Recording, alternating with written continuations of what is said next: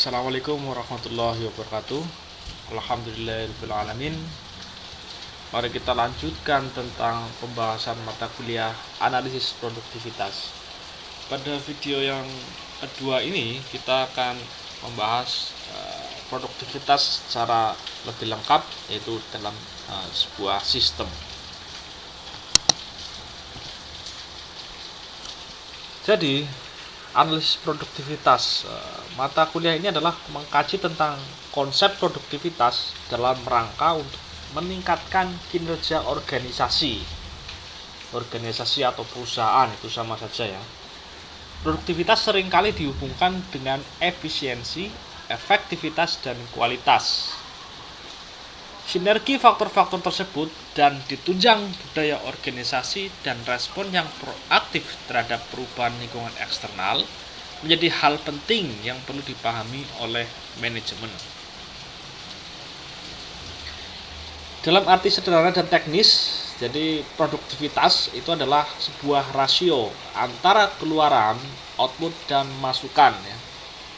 Dalam hal ini ketika kita berbicara tentang produktivitas suatu perusahaan, maka keluaran bisa berupa produk ataupun jasa yang dihasilkan, sedangkan masukan adalah modal-modal ataupun faktor-faktor yang digunakan untuk menghasilkan output seperti itu tenaga kerja, kemudian juga money ataupun modal untuk investasi, kemudian metode kerja itu juga bagian dari input.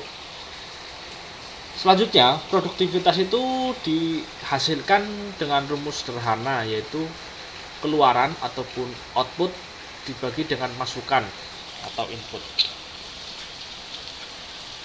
Unsur-unsur produktivitas itu ada 3 faktor. Yang pertama adalah efisiensi, efektivitas, dan kualitas. 3 kata kunci penting setiap kita berbicara tentang produktivitas. Yang pertama adalah efisiensi. Efisiensi ini berkaitan dengan bagaimana pengelolaan sumber daya untuk menghasilkan output. Jadi menekan jumlah input itu berkaitan dengan efisiensi. Efektivitas ini berkaitan dengan hasil, sejauh mana target dari suatu perusahaan tercapai untuk menghasilkan produknya. Kemudian kualitas ini juga berhubungan dengan efisiensi dan efektivitas. Untuk menghasilkan kualitas produk yang baik tentu saja membutuhkan beberapa ataupun macam-macam faktor seperti pemilihan material yang tepat, kemudian juga metode kerja yang tepat, serta bagaimana karyawan mampu untuk mengaplikasikan instruksi yang diberikan ataupun SOP dalam perusahaan dijalankan dengan benar sehingga menghasilkan kualitas produk yang seragam. Produktivitas dapat digunakan sebagai pedoman untuk mengetahui tingkat kinerja yang dapat dicapai, baik dari individu, kelompok, industri, maupun kinerja perekonomian secara menyeluruh, bahkan secara internasional sekalipun. Ini berkaitan dengan pendapatan ataupun pengeluaran negara itu ya. Jadi itu juga berbicara tentang produktivitas. Siklus produktivitas. Schuman pada tahun 1985 memperkenalkan suatu konsep formal yang disebut sebagai siklus produktivitas atau productivity cycle. Cara ini banyak digunakan untuk memperbaiki produktivitas perusahaan secara terus-menerus ya. Jadi kata kuncinya adalah never ending improvement. Peningkatan ataupun perbaikan secara terus-menerus tiada henti.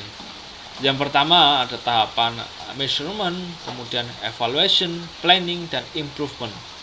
Ya, jadi gambarkan sebagai sebuah cycle dan tanpa henti itu untuk meningkatkan produktivitas perusahaan. Selanjutnya adalah upaya ataupun cara bagaimana untuk meningkatkan produktivitas. Pada dasarnya terdapat 5 upaya untuk meningkatkan produktivitas. Nah, jadi 5 upaya ini didapatkan dari mana? Tentu saja dari rumus yang sangat sederhana. Ketika suatu produktivitas dihasilkan oleh output dibagi dengan input, Maka untuk meningkatkan produktivitas yang pertama adalah meningkatkan keluaran atau output sedangkan masukan dipertahankan ya. Jadi outputnya ditingkatkan, masukannya tetap, itu tidak masalah, itu produktivitas akan meningkat. Yang kedua adalah output tetap tetapi masukan diturunkan ya.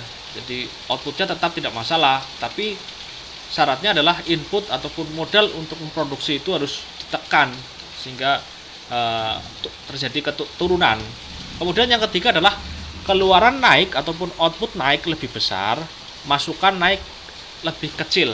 Jadi sama-sama naik, tetapi outputnya tetap lebih besar daripada inputnya. Itu pun akan menghasilkan produktivitas yang naik. Keluaran turun ataupun output turun, input turun lebih besar, yaitu ketika produktivitas sama-sama turun, misalkan perusahaan ini outputnya turun, masukannya turun, tapi syaratnya outputnya turunnya lebih sedikit daripada inputnya. Kemudian keluaran naik dan masukan turun. Nah, ini sudah pasti yang diharapkan ya. Jadi sudah sangat jelas outputnya naik, ditekan terus supaya naik, sedangkan masukan atau inputnya turun. Seperti modal, bahan materialnya, tenaga kerjanya, semua yang berkaitan dengan produksi itu diturunkan. Itu juga menghasilkan produktivitas yang naik. Perencanaan produktivitas. Perencanaan peningkatan sistem produktivitas perusahaan sebaiknya berdasarkan pada identifikasi akar penyebab turunnya produktivitas yang telah dilakukan dalam evaluasi sistem produktivitas. Ya, jadi sudah jelas ya, harus ada identifikasi apa sih penyebab turunnya produktivitas suatu perusahaan. Misalkan dilakukan suatu investigasi pada sistem secara parsial, di purchasing kok kenapa ini produktivitas turun, diselidiki penyebab-penyebabnya untuk diperbaiki secara perlahan. Kemudian program-program spesifik yang berkaitan dengan peningkatan atau perbaikan terus-menerus dari sistem produktivitas harus didesain berdasarkan informasi yang diperoleh melalui analisis dan evaluasi. Jadi tidak secara ijik-ijik ya. Jadi harus ada data, analisanya bagaimana sehingga peningkatan itu dilakukan. Ini contoh program-program umum yang dapat berupa penyelenggaraan kompetisi gugus kendali suatu kualitas. Ini contohnya antara divisi itu diberikan suatu perlombaan untuk mana sih produktivitas yang lebih baik, misalkan contohnya dalam suatu line produksi ya.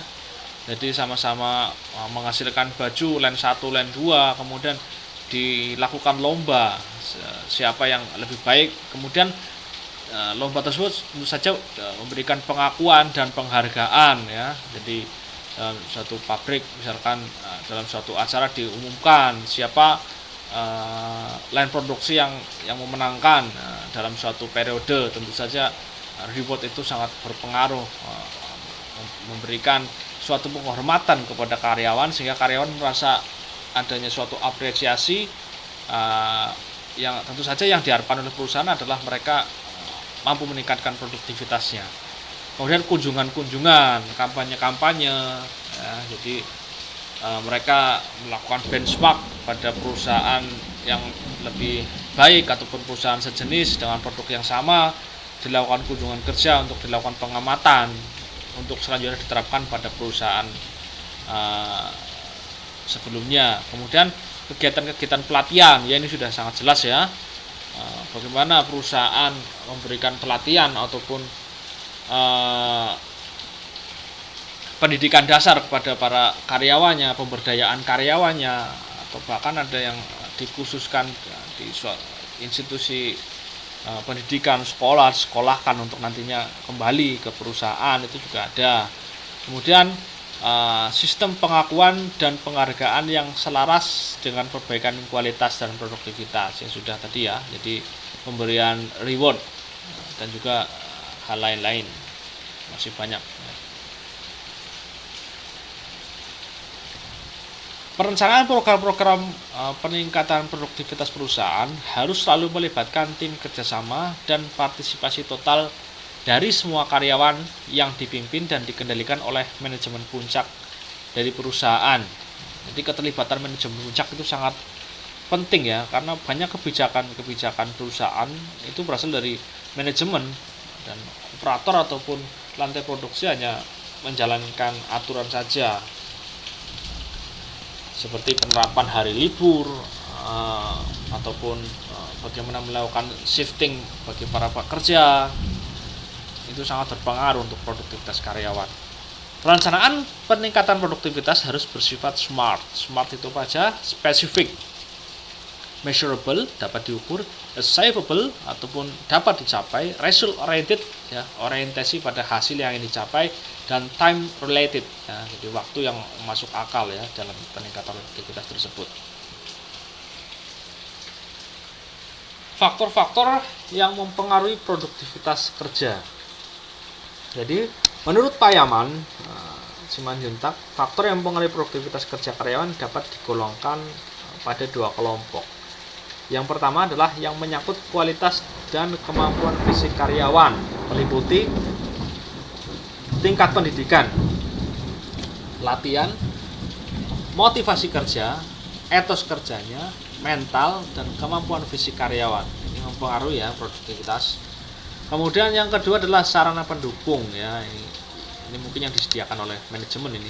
Lingkungan kerjanya bagaimana terkait dengan produksi, sarana peralatan produksi, tingkat keselamatannya dan kesejahteraan kerjanya. Kemudian kesejahteraan karyawan ya, terkait dengan perhatian perusahaan pada karyawan dan keluarganya, meliputi manajemen dan hubungan industri. Sedangkan menurut Mudarsyah menyebutkan bahwa ada beberapa hal yang mempengaruhi produktivitas kerja. Yang pertama, tenaga kerja. Tenaga kerja yang lebih sehat, lebih terdidik, lebih giat dari kerja yang lebih pendek, imbalan dari pengawas, seni serta ilmu manajemen,